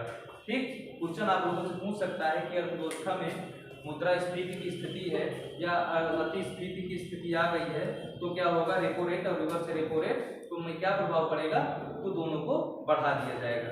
अभी मैं ग्राफ बना के आप लोगों को समझाऊं कि बस आप लोगों को समझ आ गया कि किस प्रकार व्यापारिक बैंक और केंद्रीय बैंक लेन देन करते हैं, समझ में आ गया ना। ग्राफ पूरा बनाने की जरूरत तो नहीं, उसमें बस एक टेबल बनाऊंगा कि व्यापारिक बैंक है, ये केंद्रीय बैंक है, ये इस तरह प्रभुति यहाँ गई, इसके बदले तरलता आई, ये लिक्विडिटी वो हुआ। बस वही चीज है जो मैं मुंह से आप लोगों को बोल रहा हूँ। लिखवाने की आप लोगों को जरूरत पड़ रही है। ग्राफ मतलब वो वाला ग्राफ नहीं, बस ये है ग्राफ मतलब जैसे ये देखो, मान लीजिए ये क्या है, व्यापारिक बैंक और ये क्या है, केंद्रीय बैंक। तो ग्राफ में बस ये लिखना है कि ये क्या करेगा, इसको प्रतिभूति मान लीजिए दिया तो प्रतिभूति इसको दिया तो इसके बदले क्या होगा, तरलता प्राप्त करेगा। तो ये क्या होगा, रेपो रेट हो गया। रेपो रेट क्या है, प्रतिभूतियां किसके पास गई, केंद्रीय बैंक के पास, और उसके बदले क्या हुआ, लिक्विडिटी किसके पास आई, व्यापारिक बैंकों के पास। ये क्या हुआ कि रेपो रेट हो गया। और इसका जस्ट अपोजिट की प्रतिभूतियां क्या हो रही है कि व्यापारिक बैंकों के पास जा रहे हैं और तरलता किसके पास आ रही है, केंद्रीय बैंक के पास। तो ये क्या है, रिवर्स रेपो रेट। ठीक, यही ग्राफ था और कुछ नहीं था उसमें। सर मतलब ये सब साथ में होते हैं, मतलब रेपो रेट हुआ उसके बाद सर वापस करेंगे तो रिवर्स रेपो रेट हो जाएगा वापस। देखिए हाँ, एक समय पर एक ही चीज, एक के लिए क्या है रेपो रेट है तो दूसरे के लिए वही चीज क्या है, रिवर्स रेपो रेट। ठीक, लेकिन एक समय के बाद क्या होता क्या है कि जब इकोनॉमी में मान लीजिए बहुत ज्यादा लिक्विडिटी बढ़ गई, बहुत ज्यादा तरलता बढ़ गई, तो शॉर्ट टर्म के लिए क्या करता है, आरबीआई क्या करता है कि रेपो रेट बढ़ा देगा। इससे क्या होगा कि व्यापारी बैंक अधिक से अधिक लोगों को लोन न दे पाए। ठीक, रेट ऑफ इंटरेस्ट बढ़ाना पड़ जाता है। अभी मैं आप लोगों को बताऊंगा MCLR रेफरेंस रेट क्या होती है, अगले दिन बताऊंगा, आज नहीं बता पाऊंगा। सर व्यापारी बैंक कौन सी होती है? व्यापारी बैंक कौन सी होती है? व्यापारी बैंक, व्यापारी बैंक आप लोग नहीं जान रहे हैं? जानते हैं सर। SBI हो गया, HDFC हो गया, HDFC हो गया, यूनियन बैंक हो गया। बताऊंगा व्यापारी बैंक क्या है, अभी चर्चा होगी एक दिन। बैंक का टॉपिक है मेरे अंदर, बैंक में कवर करेंगे सारी चीजें। अभी आप लोग खाली इतना जान लीजिए कि रेपो रेट और रिवर्स रेपो रेट कैसे कार्य करते हैं और कैसे इन्फ्लेशन को कंट्रोल करते हैं। फिर इन्फ्लेशन को डेफिसिट बजट से भी कंट्रोल किया जाता है। डेफिसिट बजट से इन्फ्लेशन और बढ़ता है ना कि कंट्रोल होता है। डेफिसिट बजट है क्या, आप लोग मुझे अपने विषय पर ही सीमित रहने दीजिए तो ज्यादा सही। डेफिसिट फाइनेंसिंग जब किसी दिन और पढ़ाऊंगा, आप लोगों को शायद इकोनॉमी की सबसे कम क्लासें लाट रहती है ना, बहुत कम इकोनॉमिक्स पढ़ाई गई। Yes sir. तो डेफिसिट फाइनेंसिंग का भी फिजिकल पॉलिसी जब पढ़ाऊंगा तब बताऊंगा कि डेफिसिट फाइनेंसिंग क्या है और वो इन्फ्लेशन को किस तरह बढ़ाती है ना कि घटाती है। Yes sir. डेफिसिट फाइनेंसिंग में कमी करके इन्फ्लेशन को कंट्रोल किया जाएगा, उसको बढ़ा के नहीं किया जाता है। डेफिसिट फाइनेंसिंग है क्या कि मुद्रा को और अधिक मात्रा में RBI द्वारा जारी किया जाता है और जब इकोनॉमी में बहुत मात्रा में मुद्रा जारी होती है तो उससे इन्फ्लेशन और बढ़ेगा। मुद्रा इन्फ्लेशन क्या है, भारी मात्रा में, आवश्यकता से अधिक मात्रा में मुद्रा का चलन में, प्रवाह में आ जाना। तो उसी स्थिति को क्या कहते हैं, मुद्रास्फीति कहते हैं। आवश्यकता से अधिक चलन में मुद्रा की मात्रा का बढ़ जाना वही क्या है, इन्फ्लेशन कहलाती है, मुद्रास्फीति कहलाती है। ठीक, अब दूसरा क्या है, MSF मार्जिनल स्टैंडिंग फैसिलिटी।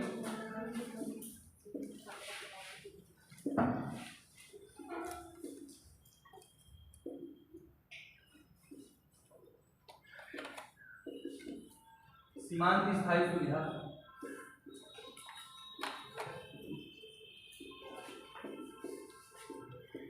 अब देखिए सीमांत स्थायी सुविधा क्या है, जब व्यापारिक बैंकों को अति अल्पकालीन समयावधि के लिए उनके कोलेटरल जो होता है, कोलेटरल क्या है उसका, CRR SLR, इनको इनकी कमी को पूरा करने के लिए, मान लीजिए सरकार के पास क्या है कि व्यापारिक बैंकों के पास क्या है, उनका कोलेटरल जो है CRR और SLR में थोड़ी समय के लिए मान लीजिए कि जितनी लिक्विडिटी की जरूरत थी उसमें कमी आ गई। ठीक, तो अब देखिए दोनों चीजों में देखिए थोड़ा सा फर्क बताऊंगा, दोनों में अंतर क्या है। जो रेपो रेट होता है उसकी दर हमेशा क्या होती है, कम होती है, और MSF जो है इसकी रेट हमेशा क्या होती है, रेपो रेट से अधिक होती है। फिर भी लोग मतलब व्यापारिक बैंक इससे लोन लेना ज्यादा क्यों उपयुक्त समझेंगे? क्यों सर, ये सेफ है, व्यक्तियों के पास जाता है तो चीजें ये कि वो लोग दे मतलब है ना। ऐसा कुछ नहीं है, और रेपो रेट में भी ये सब सारी चीजें बता रहे हैं क्यों ऐसा होगा। देखिए जो CRR है और SLR है, या फिर और अधिक मात्रा में व्यापारिक बैंकों की जब तरलता की आवश्यकता होती है तो क्या करते हैं कि सरकार द्वारा क्या होता है, RBI से ऋण लिया जाता है। ठीक, रेपो रेट में भी लिया जाता है, लेकिन रेपो रेट में जब ऋण लिया जाता है या दिया जाता है, रिवर्स रेपो रेट या रिवर्स रेपो रेट, उसमें क्या होता है कि ये CRR और SLR की जो सीमा है इसमें कुछ ना कुछ, मान लीजिए CRR कितना है 4% और SLR इस समय कितना चल रहा है 18%, मतलब आप 22% की सीमा को छू नहीं सकते। आप जो रेपो रेट के अंतर्गत जितना भी ऋण केंद्रीय बैंक से प्राप्त करेंगे उसमें ये 22%, उसमें कुछ ना कुछ सिक्योरिटी रखेंगे कि नहीं रखेंगे, केंद्रीय बैंक के पास कुछ ना कुछ सिक्योरिटी रखेंगे। तो ऐसा नहीं है कि जो 22% की सिक्योरिटी है इसको हम क्या करें, केंद्रीय बैंक के पास जमा कर दें, कहते हैं सिक्योरिटी हो तो गई और उससे ऋण ले लें। लेकिन केंद्रीय बैंक क्या करेगा, रेपो रेट की दर पर इन सिक्योरिटी CRR और SLR के अंतर्गत सिक्योरिटी जो कोलेटरल है उसको शामिल नहीं करता।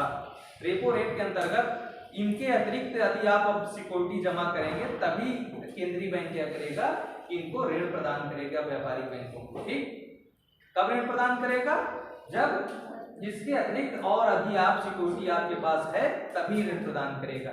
मार्जिनल स्टैंडिंग फैसिलिटी क्या है, सीमांत स्थायी सुविधा 2011 के आसपास आया था ये।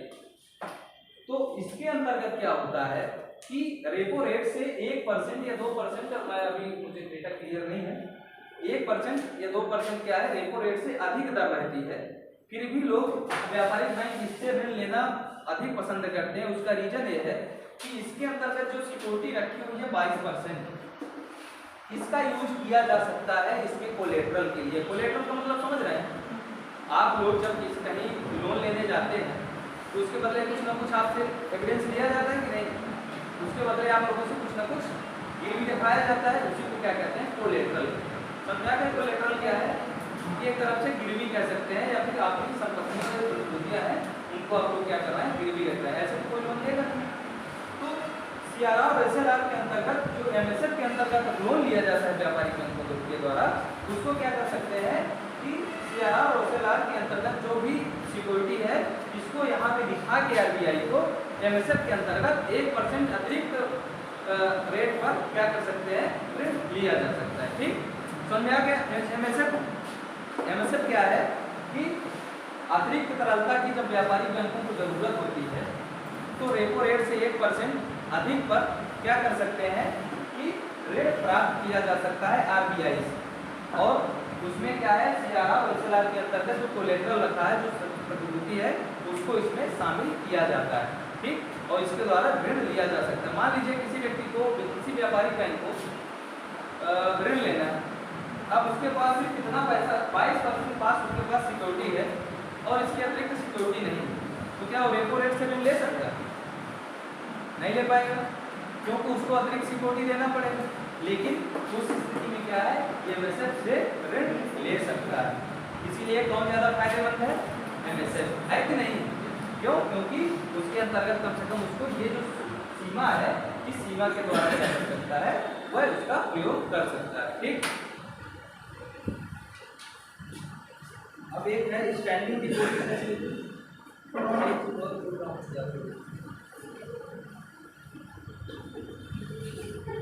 आप लोग इस समय थोड़ा सा रेट लिख लीजिए, इसके बाद जब कभी अगली चर्चा होगी तब मैं आप लोगों को बताऊंगा, क्योंकि आप लोगों को टाइम कंप्लीट हो रहा है। तो इस समय करंट का रेट है, मॉनेटरी पॉलिसी द्वारा डिसाइड किया गया है। तो आप लोग अभी लेटेस्ट हाल ही में 1 हफ्ते पहले आया है, तो आप लोग लिख लीजिए।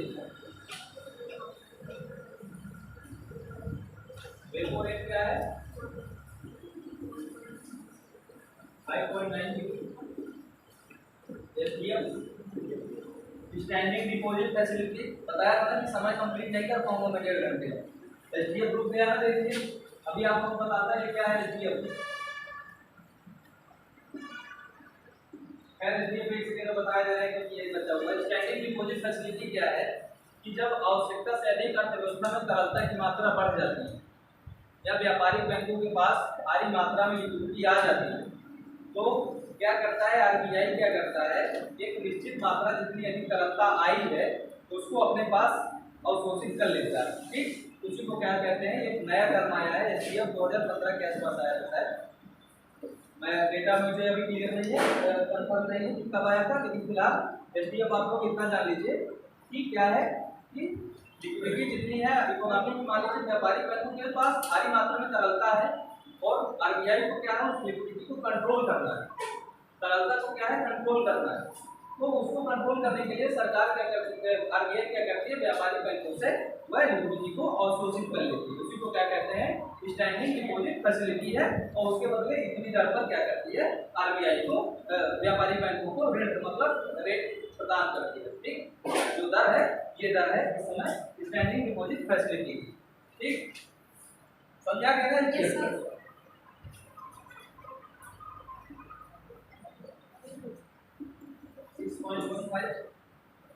बैंक रेट 6.15, सीआरआर 4.5%, एसएलआर 18% और यूएस के रेपो रेट क्या है? 3.35%। ठीक, आप लोग इतना ये करंट का डेटा मान लीजिए महीने 2 महीने में कोई एग्जाम आपको देना पड़ गया और डेटा यदि आप लोगों को पूछ दिया गया तो आप लोग उसको देख सकते हैं। ठीक, अभी आप लोगों के पास मेथड ऑफ क्रेडिट कंट्रोल में जो क्वालिटेटिव मेजरमेंट्स है वो छूट रह गए हैं। तभी जब अगली क्लास में आऊँगा तो उसको भी मैं आप लोगों को बता दूँगा। ठीक है, आज के लिए इतना काफी है आप लोगों के लिए। बोर हो गया आप? ठीक है, संडे को क्लास लगाई जा सकती है। अब मेरी क्लास में तो जो जहाँ से वो रेगुलेट करते हैं वहीं से हम लोगों का हमारे अंदर में जो भी है यदि आप उनसे बात करेंगे जब हमारी क्लास लगेंगे तभी हम आपको ठीक है फिर